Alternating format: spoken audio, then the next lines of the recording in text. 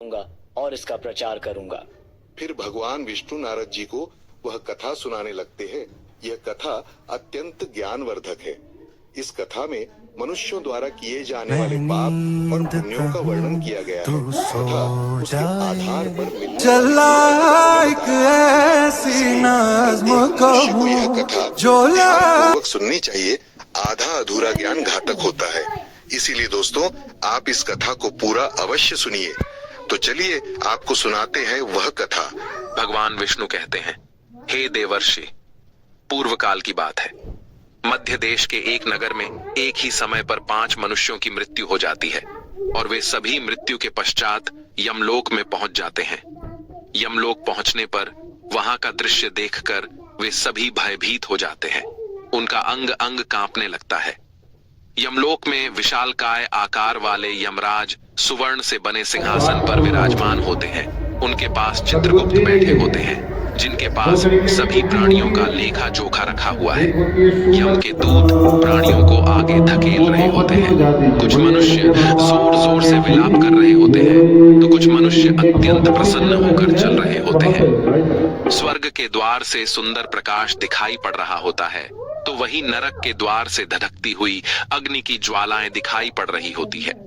इस भयानक दृश्य को देखकर वे पांचों एक दूसरे से बात करने लगते हैं और अपने अपने पाप के विषय में चर्चा कर रहे होते हैं। उन 5 में से 4 लोगों ने अपने जीवन में बहुत पाप कर्म किए हुए होते हैं और उन सभी को यह जान पड़ता है कि अब वे चारों ही नरक में ही जाने वाले हैं।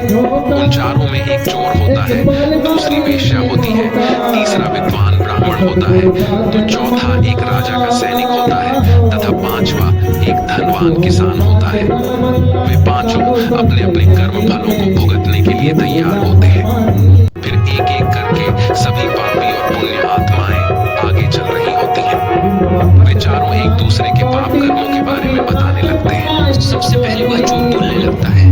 उसकी आवाज कांप रही थी और उसके चेहरे पर गहरा पछतावा था। उसने गहरी सांस लेते हुए कहा, भाइयों, मेरा नाम हरिदास है। मैं जानता हूँ कि मैंने जीवन भर बहुत पाप किए हैं। मैंने दूसरों का धन चुराया, उन्हें तकलीफ दी और कभी कभी उनका जीवन भी बर्बाद किया। मैं जानता था कि जो मैं कर रहा हूँ वह गलत है, लेकिन मेरे पास कोई विकल्प नहीं था।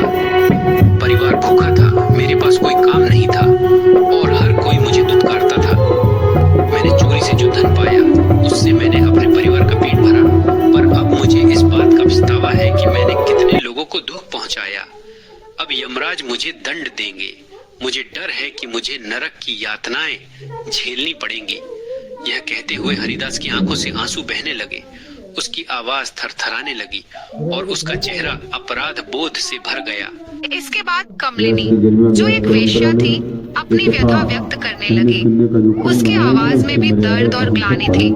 उसने गहरी उदासी के साथ कहा, मेरा नाम कमलिनी है। मैं जानती हूँ कि शास्त्रों के अनुसार जो स्त्री कई पुरुषों से संबंध बनाती है उसे नरक में भेजा जाता है, लेकिन मैंने यह सब जानबूझकर नहीं किया। जब मैं छोटी थी, एक दुष्ट व्यक्ति ने मुझे जबरदस्ती उठाकर वेश्या बना दिया। मेरी इच्छा नहीं थी कि मैं यह जीवन जीऊं। मैं चाहती थी कि मैं किसी सम्मानजनक जीवन में होती, लेकिन मेरे पास कोई रास्ता नहीं था। मैंने न चाहते हुए भी वह सब सहा जो मेरे साथ हुआ। अब मुझे नहीं पता कि मेरे इन पापों का क्या होगा। मुझे यह भी नहीं पता कि अगले जन्म में मुझे किस रूप में जन्म लेना पड़ेगा। मैं नरक जाने के लिए तैयार हूँ, क्योंकि मैंने जो कुछ किया उसकी कोई माफी नहीं हो सकती। कमलिनी की आंखों से आंसू बहने लगे। उसकी आत्मा में गहरा दर्द था, मानो वह अपने पूरे जीवन का भार अपने कंधों पर महसूस कर रही हो। उसकी आंखों में वह पीड़ा झलक रही थी, जिसे उसने सालों तक छुपाए रखा था। फिर सूर्यकेतु, जो राजा का सैनिक था, उसने बोलना शुरू किया। उसकी आवाज भारी और उदास थी, मानो उसे अपने जीवन के पापों का एहसास हो रहा हो। उसने दुख भरे स्वर में कहा, भाई, मेरा नाम सूर्यकेतु है। हम चारों में सबसे बड़ा पापी तो मैं ही हूँ। मैंने बहुत बड़े पाप किए हैं। मैं राजा का सिपाही था, इसीलिए मैं लोगों पर जोर जबरदस्ती करता था। मैंने कितनों के प्राण लिए हैं, न जाने कितने मासूम लोगों को सताया है, न जाने